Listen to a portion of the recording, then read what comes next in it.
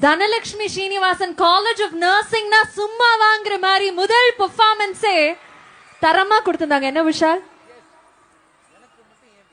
மக்களே அவங்களுக்காக ஒரு பெரிய கைத்தட்டல் குத்துடலாம் முதல்ல.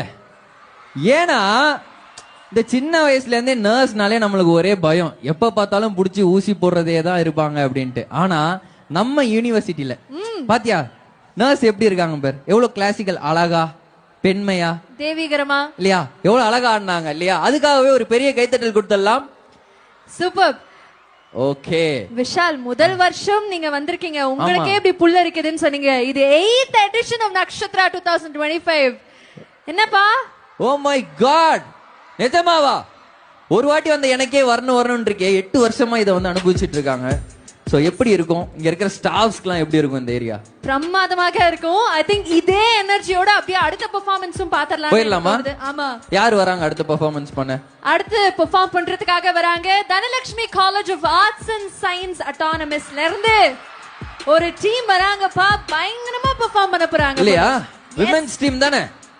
விமென்னா தெரியலையே, அது இன்னும் சர்ப்ரைஸாவே என்ன சத்தம் அப்படி கேக்குது? பாத்துறலாமா?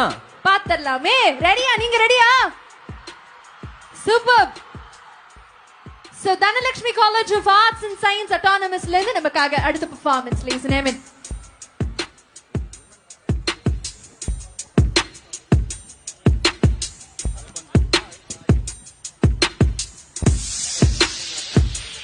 நமக்காக இப்போ Dhanalakshmi Srinivasan College of Arts and Science for Women Autonomous